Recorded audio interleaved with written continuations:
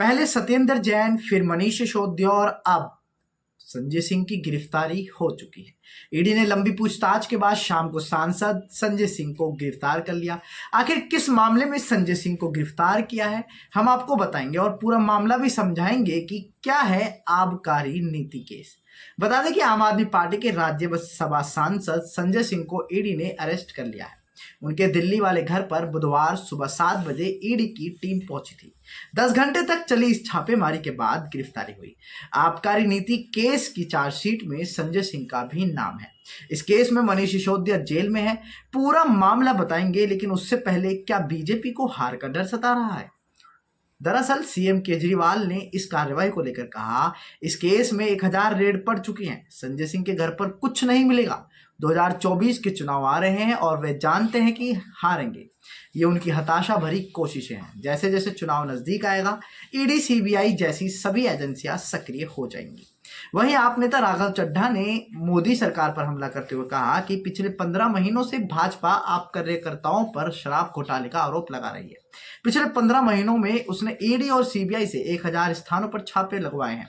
किसी भी एजेंसी को एक भी पैसा नहीं मिला है। यह हताश बीजेपी जो आगामी चुनाव हारने वाली है, इसलिए वे डर से मारे ऐसा कर रहे हैं। संजय सिंह के घर पर मारे गए छापे में भी ईडी को एक भी पैसा नहीं मिला होगा। उन्हें कोई सबूत नहीं मिला, क्योंकि जब कोई घोटाला नहीं हुआ तो क्या मिलेगा। संजय सिंह के घर पर ईडी की छापेमारी को लेकर आम आदमी पार्टी ने कहा कि संजय सिंह अडानी के मुद्दे पर लगातार सवाल उठाते रहे हैं और इसी वजह से उनके आवास पर छापेमारी की जा रही है। केंद्रीय एजेंसियों को पहले भी कुछ नहीं मिला और आज भी कुछ नहीं मिलेगा। आइए बताते हैं कि संजय सिंह पर क्या है आरोप।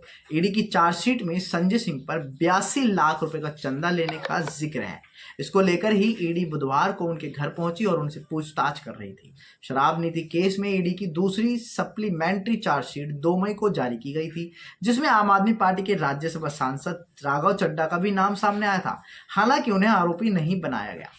सीबीआई ने 26 फरवरी को लंबी पूछताछ के बाद दिल्ली के उप मुख्यमंत्री मनीष सिसोदिया को भी गिरफ्तार कर लिया था। सीबीआई हम आपको बताते हैं कि आखिर ये घोटाला है क्या, जिसमें मनीष सिसोदिया, सत्येंद्र जैन और अब संजय सिंह भी गिरफ्तार हो चुके हैं।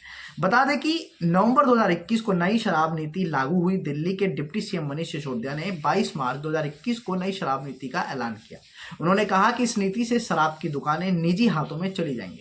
सिसोदिया ने जब नीति को लाने का मकसद पूछा गया तो उन्होंने 2 तर्क दिए। पहला, माफिया राज खत्म होगा। दूसरा, सरकारी खजाना बढ़ेगा। 17 नवंबर 2019 को नई शराब नीति 2021-22 लागू कर दी गई। इससे शराब कारोबार में शराब से बाहर हो गई और ये बिजनेसमैन के हाथों में चली गई। कई बड़े डिस्काउंट देने से शराब की जमकर बिक्री हुई। इससे सरकारी खजाना तो बढ़ा, लेकिन इस नई नीति का विरोध ज्यादा होने लगा। फिर दूसरा पॉइंट बताते हैं कि जुलाई 2022 में शराब नीति का घोटाला का आरोप लगा। 8 जुलाई 2022 को दिल्ली के मुख्य सचिव नरेश कुमार ने नई शराब नीति में घोटाला का होने का आरोप लगाया।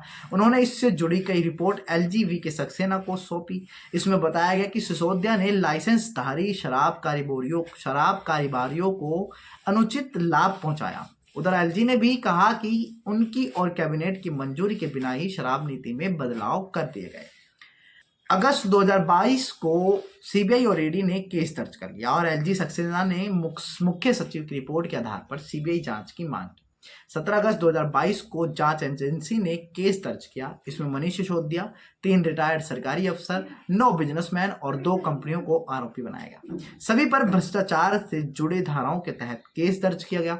19 अगस्त को सिसोदिया के घर और दफ्तर समेत 7 राज्यों के 31 ठिकानों पर छापेमारी की। इस पर सिसोदिया ने दावा किया कि सीबीआई को कुछ नहीं मिलेगा। इधर 22 अगस्त को प्रवर्तन निदेशालय यानी कि ईडी ने सीबीआई से मामले की जानकारी लेकर मनी लॉन्ड्रिंग का केस दर्ज कर लिया। जुलाई 2022 सरकार ने नई नीति को रद्द किया। विवाद बढ़ता देख 28 जुलाई 2022 को दिल्ली सरकार ने नई शराब नीति को रद्द कर दिया था। फिर से पुरानी नीति लागू करने का फैसला लिया गया।